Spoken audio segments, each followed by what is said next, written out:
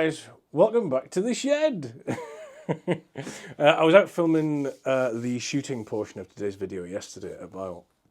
It was -2, felt colder, and by the time I finished shooting I just did not have it in me to shoot this portion of the video outside. So I retired and I thought we'll do it back here, the studio portion of the show in my shed, because I thought it worked pretty well for the last show. So here we are again. It's not much warmer in here, but I have had the space heater on for half an hour to warm up a little bit. I am here with the Browning 825. This is the 825 Pro Sport. It's a 30-inch. And genuinely new and interesting development from Browning. Especially when you consider, if you look back, second video I think I did on the channel was of the 725 Pro Sport. And I really liked it, if you remember. After having shot the 725, the basic 725, the 725 Pro Sport was a massive step up. And I still think it was probably one of the better value guns in the market segment that it was in. However, it's subsequently sort of been superseded a little bit by the XS Pro based on the 525. Just because of, I think, people's preference, some mechanical issues with the 725 action, and a couple of other reasons. But basically, the Ultra XS, I think, is their kind of lead seller at the moment, certainly from a clear shooting perspective. And now, of course, they're developing guns off that based on different woodwork with the laminates, etc. And so here we have the 825, the next step. Some significant differences, some more significant than others, from the 725. So let's do oily bits. We've got on this gun 30-inch. I believe it's also available as a 32 backboard. Actually, I'm not sure. 18-7 board. Obviously superior steel proof. 2 3/4 chamber. We've got the new extended Invector DS Pro. Christ, I'll get there in the end. Invector DS Pro chokes, which are rather fetchingly in this sort of black with these little kind of notches. Very similar to some other sort of premium non-OEM chokes that you may be familiar with. But they look very well, and they're now marked with the constriction in thou rather than a sort of arbitrary, medium, modified quarter, etc. The ventilated midrib and top rib, very similar to the 725. We've got an 11 to 7mm taper. This one is fitted currently with a quite nicely luminescent green bead, although the gun comes with a kit including a bunch of different bead colours, white, red, etc. And of course you could then fit a game bead if you wanted to, or you could take it off. Coming back, I've actually got weights mounted on this one. I'll explain why later. The gun comes with a set of weights both fore and aft, allowing you to basically tune this gun to feel the way you want it to. Nice beaver tail fore end. The checkering is a major step up, I think, in quality from the 725. It's obviously been laser cut, but as a result, it looks much cleaner. And you get the John M. Browning signature in the fore end. The fore end iron is nicely engraved, and you get this nice contrast with the polished silver outside, and then the sort of darkened bit on the inside of the finger hole. Back into the action, which has been redesigned for the 825. The barrel wings and the action itself are slightly different, obviously giving this quite a different look. Although in terms of kind of shooting, once you're up there, you don't really notice it. But the engraving on this thing, I think, is absolutely lovely. It's not to everyone's taste. Obviously, we've got a kind of a bit of a mixture of very modern up here with this matting on the detonation around the barrel wings, which then swoops around the fore end iron, which is now thicker than on the old 725, not that you'd notice, and then sweeps around and it kind of follows the gun all the way around. And then around the bottom of the action, this lovely mixture of kind of acanthus, there's feathers in here, there's a lot of detail that you could spend some time looking at, with a lot of nice hand cut flash cuts that really finish the gun off beautifully. It looks a lot better in the metal than it does in photographs. I've seen photographs of this and I was a bit... But honestly, when you see it in the metal, it looks great. The trigger, significant difference, okay? We have an upgraded trigger unit. It's still mechanical, but they've changed the way the trigger pivots, so the reset is better, and honestly, the trigger pulls on this are incredibly crisp and quite light. Very, very, very predictable and nice to shoot. Trigger guard, no changes there. You get the Browning logo. Up top, we have a new top lever with a new top lever design. It's much more rounded and a little bit smaller, but to be honest, it works really well. It's not like too small. It catches the finger quite well. We've also got a new design for the safety. It looks a lot more premium, but to be honest, I think I actually prefer the old one. Very minor gripe. Super minor because I never use the safety on a clear gun. Like, why would you? If you have to use the safety, I feel like you're probably doing something wrong. The action itself, very, very similar. Nice dueling on the sides of the monoblock. Not much has changed there. Internally, everything looks and feels the same. We've still got the same trapdoor action. Very nice. Coming back into the pistol grip. Probably one of my few gripes about the gun.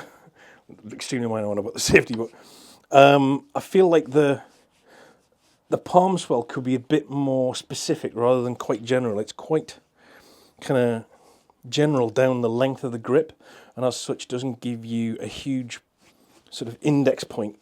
But I'm used to, I guess I'm been spoiled by the last two guns that I've had with guns that have been basically fitted to me, but I feel like that could just have a little bit more of a specific bump in the middle to give you a reference point. The barrel, sorry, the radius is good, the reach of the trigger is good, and there's quite a nice big cutout here for the back of your palm.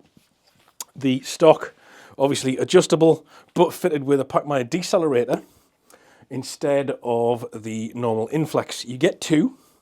This gun is currently 14 7/8, and with the other pad you could take it up to 15 just by changing the pad. And the recoil characteristics, these are excellent.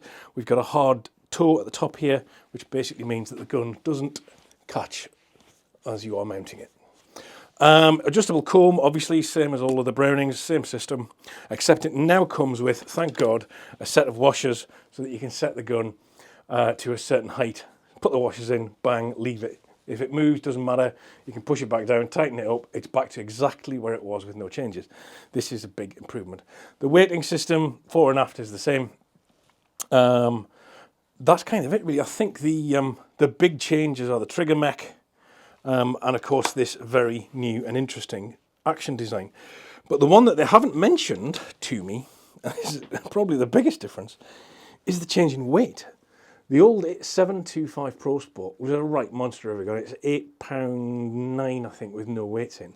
This with no weights in is £8.4. And as a result, it feels completely different. It's the one thing. Shooting it is very, very different to the old 725. You could pick one of these up, blindfold, and you would know immediately it was a Browning. But in the shot, well, let's go and check out how I got on yesterday.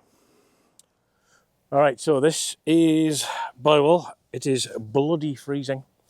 Yeah, it's cold. This is my second outing with the 825. I took it out last week, and I found it out of the box a little bit wandy. But as already mentioned, Browning do actually give you the tools to fix it.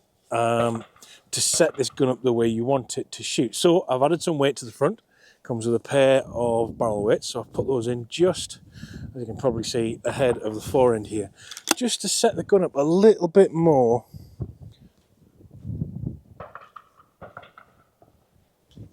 forward heavy. I think it now balances more or less dead on. Yep. So I've got two cameras set up so you can hopefully see the targets, because there are a group of people who keep whinging about wanting to see the targets, so we'll see about that working or not. Let's give this a whirl. I'm on the skeet. Let's try single A. That's dead. And a butt.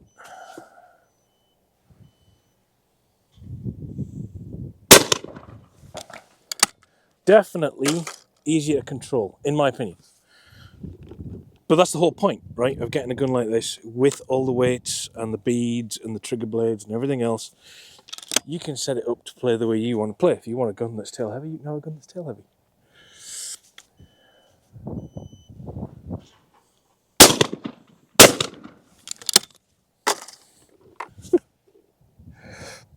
Missed one of those. Let's try again.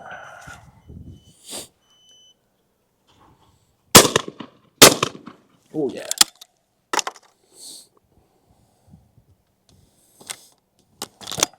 Let's try another way around.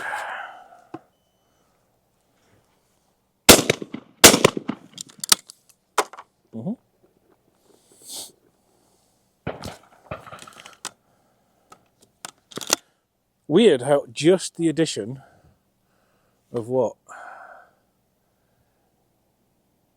Nearly 3 ounces to the front of the gun has made.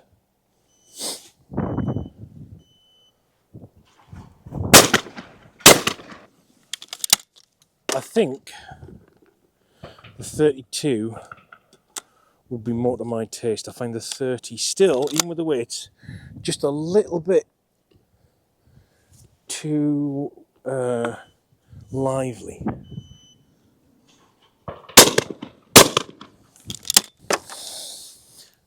However, very little recoil, chokes pattern really nicely. Ooh. What have I pressed?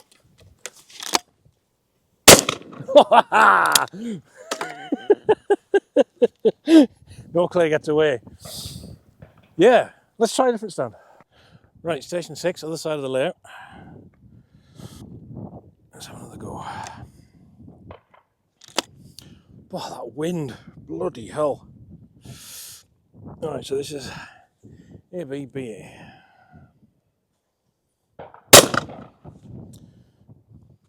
Clean.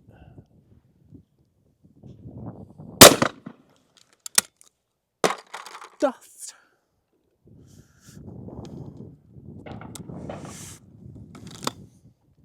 Trigger pulls are significantly improved. The ergo very much feels like a 725. The ergo, but to shoot, this gun does not feel like a Browning. I can't put it no better than that. It feels like a DT11 Black. And that's not faint praise, because the DT11 Black's a superb bit of kit.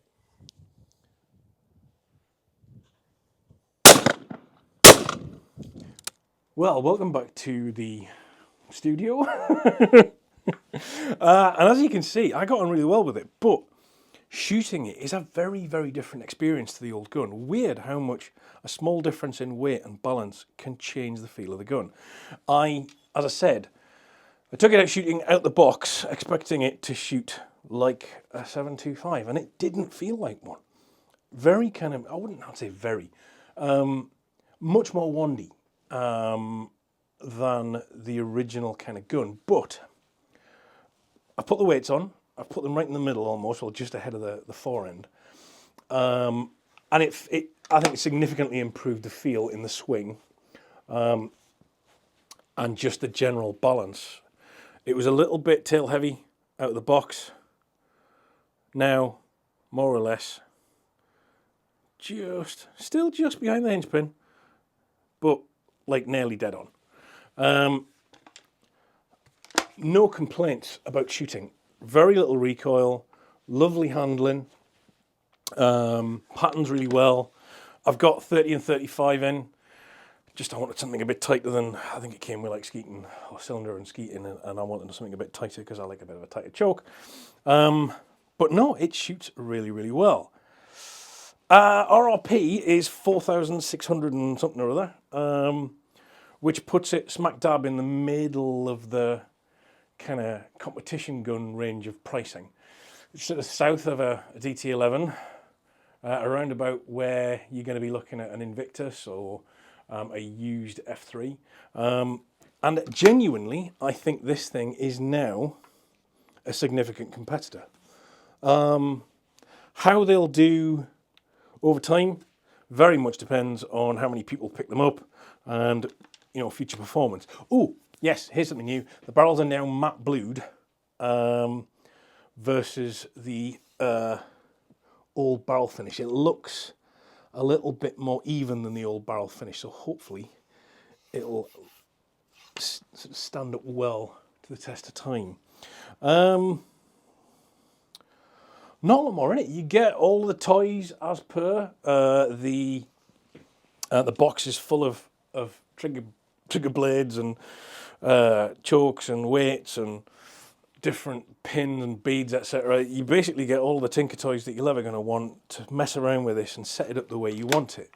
I quite like that. As I said, it shoots very like a DT11 Black, which of course is, I think, probably one of the best versions of the DT11 because of the amount of tunability that you get in it. And I think this gun has the same characteristics. It's very, very interesting and not at all what I expected. Very much something I'm looking forward to shooting different versions of as they become available. Interesting. Guys, what do you think? Let me know in the comments. Let me know what you think. Will you have one? Will you go and try one? You really should. Of course, as usual, if you are looking for a set of ears, please don't hesitate to use my discount code to go and get yourself some money off on a set of Sens. Join, comment, subscribe, the usual stuff, guys. Everything helps. I hope to see you all at the British Shooting Show in a couple of months. Guys, nice to see you all again. Happy New Year, and I'll see you next time.